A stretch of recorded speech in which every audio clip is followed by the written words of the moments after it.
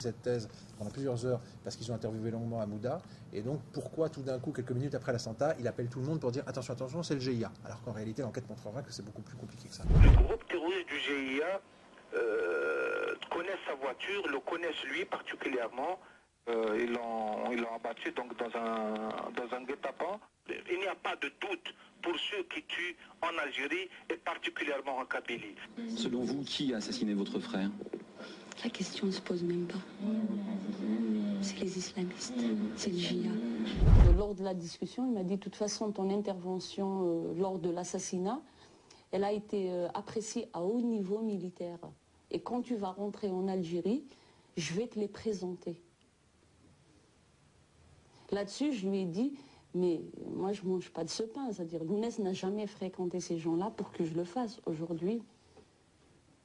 Et avec une petite tape comme ça amicale, il m'a dit, mais de toute façon, toi, tu dois faire gaffe dans tes interventions, t'arrêtes de parler du pouvoir.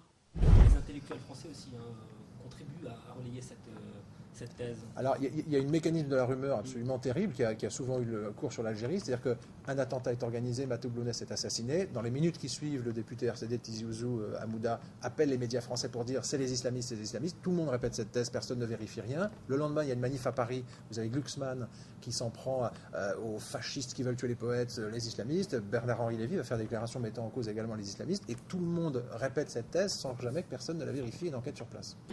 Tuer un poète, c'est quelque chose de très particulier, c'est un acte fasciste. Tuer un poète au nom de Dieu, c'est un acte doublement fasciste. Lounès était évidemment la cible désignée de tous ces imbéciles qui, comme il le disait, éteignent les étoiles dans le ciel, c'est-à-dire les islamistes. Vous dites la rue n'y croyait pas, la rue qui criait pouvoir assassin ne croyait pas. On a toujours été très frappé sur les affaires algériennes de la sale guerre, c'est que ce que les gens qui vivaient en Algérie à l'époque, au contact des réalités, que ce soit des islamistes ou des militaires, ce que ces gens ressentaient ou avaient comme information, était probablement plus près de la réalité que ce qu'on pouvait percevoir depuis la France ou depuis les milieux intellectuels à Paris. Et la population kabyle, là, c'est quand même extrêmement frappant dans le cas de la mort de Matoub. On est après les grands massacres de 97, et pour la première fois, il y a un divorce absolument net et frappant entre, d'un côté, la thèse officielle véhiculée par Aït Hamouda et les médias français, qui consiste à dire c'est les islamistes qui ont tué Matoub, et de l'autre côté, l'intégralité de la rue kabyle qui hurle pendant plusieurs jours pouvoir assassin. Sur un arrêt de bus de l'endroit où Matoub a été tué, il y a une main qui trace une inscription terroriste avec ordre de mission. Ce qui veut dire en gros que les tueurs venaient, enfin la population est convaincue que les tueurs venaient avec mission pour la sécurité militaire, et ça contraste totalement avec ce qui se dit à Paris. Donc c'était assez étonnant de voir une telle différence. Le lendemain de l'attentat, à Tizi Ouzou, les jeunes s'en prennent au symbole du régime.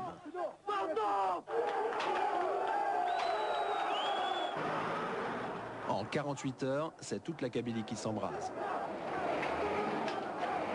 Sur l'arrêt de bus du lieu de l'attentat, une main anonyme dénonce des terroristes avec ordre de mission, autrement dit des tueurs ayant agi sur ordre de la sécurité militaire.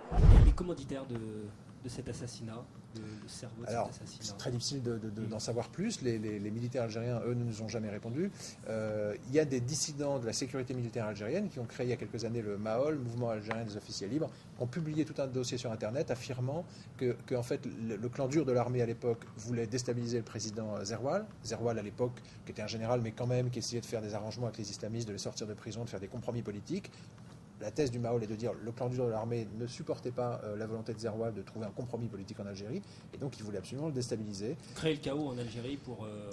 Et la thèse est de dire qu'il y a eu une volonté du clan dur de l'armée, en gros de foutre le bordel en Kabylie, pour déstabiliser Zerwal, et que pour faire ça, ils auraient utilisé Aït Hamouda dans un attentat. La thèse du MAOL consiste à dire qu'ils ont pris Matoub, mais ils auraient pu prendre Idir ou n'importe quelle célébrité en Kabylie. L'idée était de mettre la Kabylie à feu et à sang pour déstabiliser le président. Je note que quelques mois à peine après l'assassinat de Matoub et la grande colère kabyle qui a suivi, Zerwal est effectivement tombé. Quelques mois plus tard, il a été obligé de quitter le pouvoir.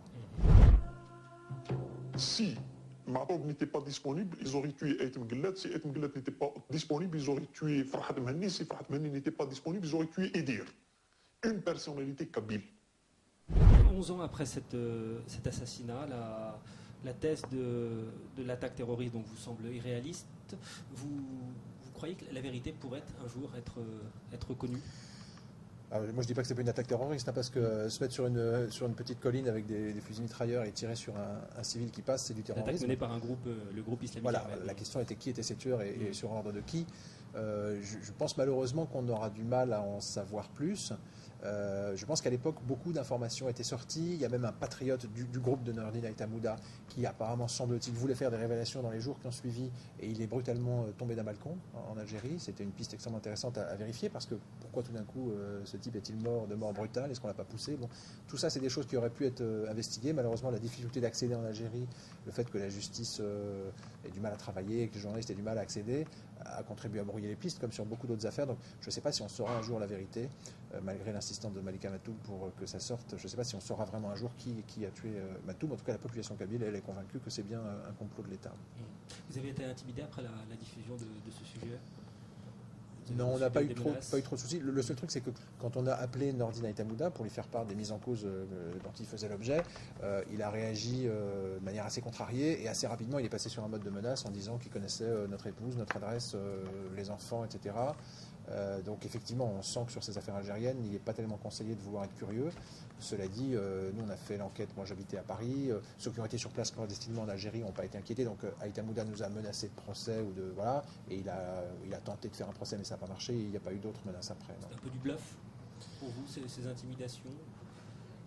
Qu'est-ce que ça veut dire pour un chef de milice d'un groupe armé en Kabylie, qui était Nordin Aït Hamouda, de dire à un journaliste français: je connais votre adresse, je connais votre femme, je connais vos enfants, je sais sur quoi vous travaillez, nos services secrets sont actifs chez vous? Ça veut dire quoi? Ça veut dire simplement que, si c'est vrai, ça veut dire que les services algériens surveillent certains journalistes français à Paris, qui remontent des informations, y compris sur la vie privée de ces journalistes en Algérie, et que ces informations parviennent aux oreilles de Nordin Aït Hamouda. Moi, je suis un peu choqué qu'il ait autant d'informations et que les services secrets algériens en France travaillent à surveiller les journalistes. Je ne pensais pas que c'était leur mission principale, quoi. Vous avez réalisé des sujets dans des endroits très chauds de la planète. Ce sujet-là, en Algérie, sur Matoub Lounès, il était particulièrement sensible, votre carrière de journaliste? Je crois que l'enquête sur l'assassinat de Lounès Matoub était sensible parce que Lounès Matoub était un symbole extrêmement fort en Algérie à l'époque et en Kabylie, extrêmement populaire, et que ce chanteur qui a été fauché en plein vol, en quelque sorte, par un attentat quand même assez mystérieux, a considérablement ému la Kabylie. Et donc, essayer de savoir qui avait vraiment tué Matoub et qui était derrière était un enjeu extrêmement important, parce qu'il était extrêmement connu. Donc oui, ça a été un sujet chaud, compliqué, à forts enjeux. Je crois qu'on a recueilli un certain nombre d'éléments qui démontrent qu'il y a eu manifestement une volonté de l'armée de sécuriser le secteur, d'empêcher les habitants de sortir, de monter une opération, en tout cas de sécuriser l'attentat, puis de mensonges pour véhiculer la version GIA, etc. Ça, on l'a montré. Donc ça n'a pas plu. Moi, ce qui me fait plaisir, c'est que je pense qu'une partie de la population kabyle a entendu ou a vu cette enquête, et donc ça lui a permis d'avoir des éléments pour se faire une vraie opinion, quoi. Une enquête qu'elle peut revoir aujourd'hui sur Dailymotion. Absolument. Merci beaucoup, Jean-Baptiste Rivoire, l'un des réalisateurs en Algérie de La Grande Manip, une enquête qui avait été diffusée en octobre 2000 dans l'émission 90 minutes. Merci. Merci. J'ai constaté, il y a un son. Alors j'étais au bord de la route et j'ai entendu un grésillement de talkie-walkie. Alors je me suis retourné et j'ai vu des hommes descendre de l'Olivret. Ils étaient 7. J'ai fait semblant de ne pas les voir. Et les terroristes, ils passent par là d'habitude? Non, ils passent par la route normale, jamais par la forêt. Et pourquoi vous pensez que ce n'était pas le GIA? Parce qu'il y a du quoi, ils sont connus. Si c'était eux, j'en aurais reconnu au moins un ou deux.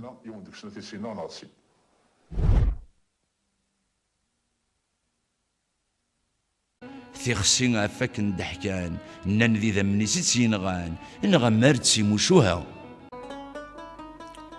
الشطح الصواب ماضي العثابور ثيد نتسدر عندي لو قبيلين اثن قصيد اثن السحضار ورقبل نثيجي هاي نتسنادين هادي توافق نستهري سي سبري ذات ننجار ندا نغب ذرو ماذي يتقوب عين نغنت زيكي إذ لسنغ ذناكي ذا زاري سار نظفار يمسح فاقي مو ماشي ذي نكوني حاسني الساعة بن ثيكلي الدولة سنت في كازوغار